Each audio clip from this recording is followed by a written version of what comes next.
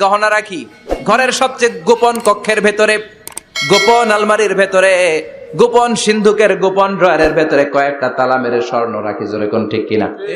50,000 টাকার বান্ডিল নিয়ে যখন রাস্তায় বেরোয় কেউ হাতে নিয়ে বেরোয় না, এমনি দেখা যায় না। এই যে দেখ 50,000। কখনো কাউরে 1,000 টাকার নোট ধরেন, এটা 1,000 টাকার নোট। কয় হাজার টাকার নোট? কথা কয় না? 1,000 টাকার নোট। এটা কাউরে দেখবেন যে 1,000 টাকার নোটটারে এইভাবে কইরা এদিকে অর্ধেক আর এইভাবে রেখে রাস্তায় হাঁটতেছে। কোন পাগলও হাঁটবে? কোন পাগলও হাঁটে না, কারণ দামি জিনিস। এটার হেজাব লাগবে, এটার নেকাব লাগবে, এটাকে প্যাকেট করতে হবে, এটাকে প্রিজার্ভ করতে হবে। এজন্য যে নারীরা হেজাব করে তারা কোনোদিন ইফটিজিং এর শিকার হয় না। চিল্লায় বলো ঠিক কিনা? হেজাব যারা করে তারা বিপদে পড়ে না, কারণ হেজাব পড়লে এক একটা নারীকে জান্নাতের হুর পরীর মতো লাগে। ঠিক কিনা?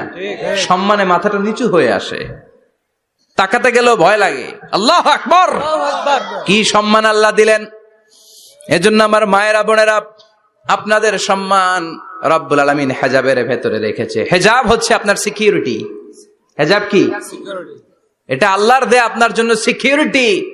আপনি আপনার সিকিউরিটিকে নষ্ট করতে পারবেন?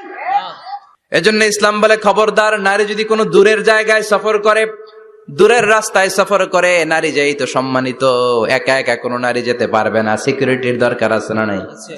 বডিগার্ডের দরকার আছে না নাই? কেউ যখন বাংলার জমিন থেকে মক্কায় উমরা করতে যায়, মাহরাম পুরুষ না থাকলে তারে ভিসা দেয়, কারণ সম্মানিতা, বডিগার্ড লাগবে। জানেন এটা? মাহরাম পুরুষ যদি না থাকে, এই মাহরাম হচ্ছে বডিগার্ড। মাহরাম পুরুষ না থাকলে উমরার ভিসা হয় না, হজের ভিসা হয় না, কারণ লম্বা সফর, আর যে সফর করবে সে সম্মানিতা। সম্মানিতা নারীর জন্য সিকিউরিটির দরকার আছে না নাই? বডিগার্ড লাগবে কি লাগবে না? কি সম্মান ইসলাম আমাদেরকে দিল বুঝলামই না আমরা। আপনাদেরকে প্রোটেক্ট করার জন্য, আপনাদের সিকিউরিটি এনশিওর করার জন্য আল্লাহ তাআলা হেজাবের বিধান দিয়েছে। চিল্লায় পড়েন সুবহানাল্লাহ। এজন্য নারীর সম্মান, নারীর মর্যাদা রব্বুল আলামিন হেজাবের ভেতরে দিয়েছে। আবার নারীর মধ্যেও হেজাবের তারতম্য আছে না নাই? যাদের বয়স বেশি তাদের হেজাব কম, যাদের বয়স কম তাদের হেজাব বেশি। সুবহানাল্লাহ, কি ব্যালেন্স!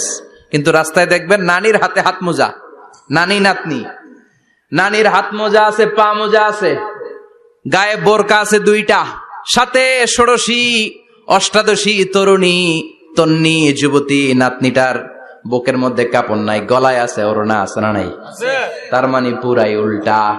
দরকার ছিল নাতনির হাতে মোজা, পায়ে মোজা, 2টা বোরকা। নানির গায়ে কাপড় না থাকলেও সমস্যা নাই। হালকা কাপড় পরে নানি বেরোইছে, সমস্যা নাই। কোন রকম চাদর গায়ে দিয়ে নানি বেরোইছে, সমস্যা নাই।